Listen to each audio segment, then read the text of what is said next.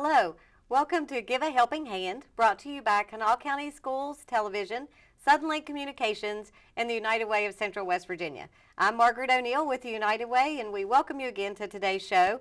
I want to start out for just a few minutes to give you an update on where we are in our annual fall fundraising campaign. If you recall, our goal this year is $1,850,000. A lot of money to be raised, and just so you know that the goal always relates to the need.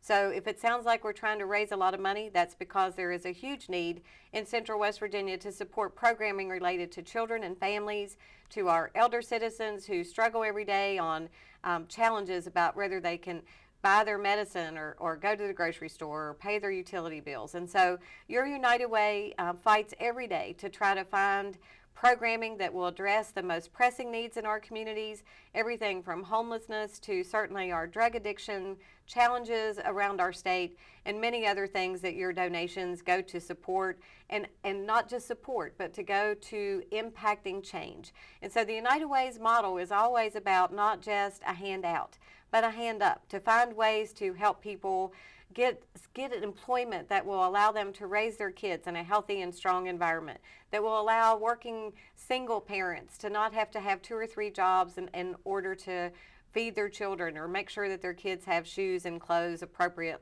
for the seasons for them to go to school. So your United Way dollar goes a long way, and it also stays and works right here in Central West Virginia. So people ask us a lot, how much do you send away from our area to support the United Way brand? And so that's an easy answer. Our United Way sends 1% of what we raise, and that's what we raise. So if we raise $1,850,000, 1% of that will go to the United Way worldwide to support our brand, our marketing, training, opportunities to share best practices, to make sure that your United Way is strong and financially solvent. And so for just a tiny bit of money, we get a lot of support from the United Way worldwide, which means that 99% of what we raise stays in Central West Virginia, works here, lives here, buys and shops here, in addition to over $1 million that we put back into the community into 34 different programs and many nonprofits. As a last reminder, we want to share with you what counties we serve, and our United Way of Central West Virginia serves Kanawha, Putnam, Boone, Logan, and Clay counties. And the last thing I'll mention before I introduce our guest is we're currently starting a new process for people to apply for funding from the United Way. So if you're listening and you are a 501c3 nonprofit organization and you would like to apply for United Way funding, that process began on November the 1st. It's accessible through our website at www.unitedwaycwv.org. You'll find right on the front page a little button where you can click to find information about the letter of intent, how to apply, where to send your information, if it even is something that fits your programming structure. So for the United Way, we look primarily at 4 different components. We want to support things related to education. So if you're a nonprofit in those 5 counties and education is a large part of your work, and you think that another program or support to an ongoing program is necessary, please feel free to reach out to United Way for potential funding in the year of 2019. If you're in financial stability work and you're working with maybe adolescents or people who are struggling to get out of a poverty situation, and that financial piece is a part of your work, then please, again, let us know about that. And then lastly, we believe everybody should have an opportunity of good health care. So if you're working in the addiction world, if you have a recovery program, if you're working with young children for prevention, then again, you would want to check out the website, take a look at that letter of intent, and see if it meets the need that you have for your program, and then fill that out and apply. And then lastly, any safety net organization. So if you're a 501c3 who works in disaster relief, who are open to opportunities like the American Red Cross or the Salvation Army or feeding ministries, where your organization supplies food to those who aren't able to get food at other places, then please, again, go to that United Way website, unitedwaycwv.org. You should see it right on the front page. Click on that, and then take a look at the structure and see if it's something that meets the needs of your organization. That letter of intent process will be open until early January, so you have a couple of months to take a look at it, take it to your board or a committee, and see if it's something that meets your needs. But we encourage everybody that fits into that structure to apply. It doesn't automatically mean that you're going to be approved for funding, but a couple of things happen when you apply. We then are made aware or informed of organizations that we may not know exist, or programming that we may not have had an opportunity to be introduced to that would be valuable to the people in our communities that we serve. So we like to know who you are. We like to know a little bit about what you're doing. And most importantly, if you have a need or an opportunity to grow or expand a program and you would like additional funding or like to have never applied for United Way and you'd like to know how, just visit our website. It's really, really easy. If you filled out grants before, you won't have any problem. But if you do have a challenge, then just give us a call at the office and we'll be happy to help answer any questions that you have. So ongoing campaign goal, we've been out making many, many visits to companies across the valley to share with them the United Way message. And then again, if you're a nonprofit and you would like to apply for funding, that letter of intent process opened November the 1st and will go into early January. So enough of the legalese of the United Way and kind of what we're up to, and now time for the good stuff. So I want to introduce to you our guest today, my good friend who actually is in the United Way building, Kim Good. Kim is the director of our Foster Grandparent Program. And the other thing I'll say before I let Kim talk a little bit about that program is this. A lot of people wonder where their United Way dollar goes. And so as transparently as we can be, you can find out all those programs online on our website or give us a call and we're happy to share that with you. But this is a prime example of what people don't understand about your United Way dollar. Foster Grandparent Program is one of the most awesome things that we have going on in our building. And I'll let Kim tell you more, but we call them the grannies around the office. So yes. Welcome, Kim, and tell us a little bit about yourself. I've been with the Foster Grandparent Program now since about 2000. I love the program. It's for senior citizens. They're age 55 and older that are on a limited income, and they go to work with children in daycares, schools, after-school programs, any type of child care program, and they'll go in and help the special needs children. And they get a small stipend so that they can volunteer without cost to themselves. And as you know, in our economy right now, every little bit helps our senior citizens. And the Foster Grandparent Program is grant funded, and it brings more money into our community from a federal grant, and the majority of the money goes straight to the foster grandparents. So it's another benefit for the volunteers.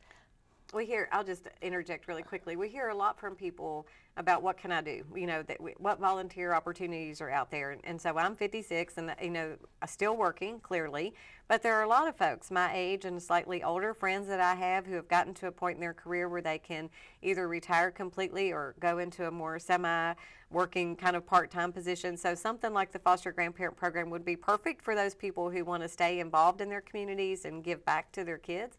Oh yeah, we have a real need right now for additional foster grandparents. We've got a shortage going on. We need more foster grandparents to meet the needs in our community. Currently, our program has 63 active volunteers. We could really use another 20 volunteers. We are serving 10 counties. Awesome. We have, we're at 51 sites in those counties, and our 3 priority areas are tutoring, mentoring, and preschool readiness. A lot of the children now, if they've got, they're not getting help at home, maybe both parents are working in the evenings, there's a lot of homework, because if you have a child in school, there's a lot of homework. Well, if there's not someone there in the evenings to help them on that homework, a foster grandparent at the school will help them either before they leave that day or when they get there in the morning, they'll help them do their homework so that they can stay up with the class. There are children that might have learning disabilities, physical disabilities. They might just have trouble focusing. Maybe a child that's ADD might have trouble staying on task in the classroom, and a foster grandparent might be assigned to sit with them and just help them stay focused and help them stay on the work. We have a lot of stories we've told. There was one child who was failing their spelling test every week. Well, that was making their grade drop way down. So the foster grandparent got assigned to help that child and just study spelling words with them during the week. Sure. Well, the granny worked 4 days during the week, and she was off on Fridays, and the spelling test was on Friday. So the child, she worked all week with him, practicing the spelling words, and on that Friday, he took his test. Well, she came back on Monday morning, and the child come running into the classroom. He was like, Granny, I made an A. I passed. I got every word right. And it might sound like it's a small thing, but it really helped the child with his self-esteem and helped them learn how to do schoolwork and how to stay on task. But there's a lot of little stories like that. And I'm gonna ask you about one of those in just a second, but I do want to touch a little bit on what you said about grade level preparedness, or I'm not sure if that's the grade, preschool readiness. Preschool readiness. And so we talk a lot about, there have been occasions where we've had kindergarten kids miss 100 days of kindergarten. And we know when that happens that they're immediately at risk, that they are behind probably when they get to first grade.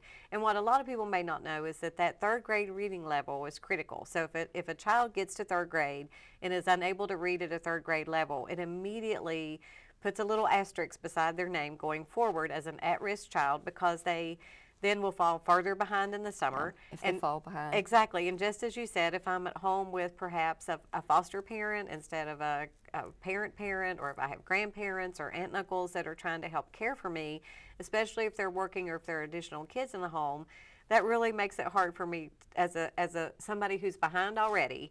It makes it really hard for me to play catch up, and then to come back to fourth grade, I'm further behind again. And so those children are at risk of dropout. They're at risk for other risky behaviors that could happen after school or during school. So those foster grandparents are vital and are such a great asset to not only children and families, but to the schools and the sites that they serve at.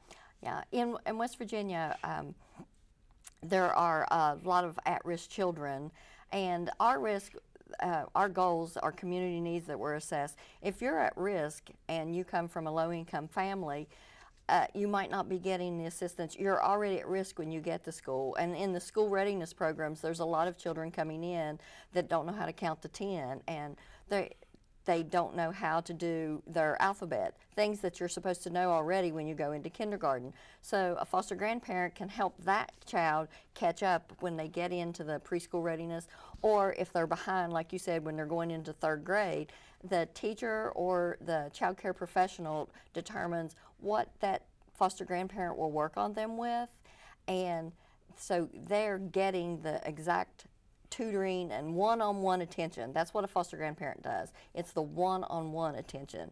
And so that one-on-one to help them catch up in their reading, learn their alphabet, learn their colors and their numbers, because it's not that they might not have been getting care at home, but there just might not have been there to give them that one-on-one for the amount of time that they needed to catch up. I heard a song this morning on the way into work, and I'll spare you all the details, and I certainly don't sing, but the verse that struck me is it said, if you're still alive, you have a heartbeat, you have a voice. And so, there's a lot of people out there that think they have completed their journey, and that they don't have anything to offer, and maybe they've been forced into retirement, or maybe they've had to retire due to some health issues, and now they're recovered from that, but they still don't have any, real fulfilling part of their life. This, again, I would have to say, the Foster Grandparent Program allows them to, and so you can clarify this to me, talk about how much time they have to spend to be able to do that. And you'd mentioned the stipend and the income requirements, if you can mention what that is, if our folks are listening and might want to know the answers to this. The income retirement, or the income eligibility, it is for a single person, it's $24,000. But if you make more than that, go ahead and fill it. There's an application we do for your income. We'll mail that to you. You can pick it up. But there's an application. And one thing, when you get to be seniors like us, you might have some medications. Yay! You can subtract all of your medical expenses from your income. Oh, awesome. And so you might still qualify for the program even if you make a little bit more. But in West Virginia, we're not finding a problem with people meeting the income requirement, unfortunately. But it's great for the grandparent. It's lifelong learning for the grandparent. They might, and we have a lot of trouble. The hourly requirement, we ask, the minimum is 15 hours a week. And the maximum is 40. Well, we have a lot of foster grandparents who say, oh, that's a lot of hours. But once they try it, they love it. They might start out at 15 hours a week, but they'll move right up to the 40 because they love it. And it's an hourly stipend, so the more hours worked. They also get reimbursed for their mileage and assistance with meals when it's necessary, so that they can volunteer without cost to themselves, as I said before. But we do training. They get pre-orientation. We don't just throw them out there without any training.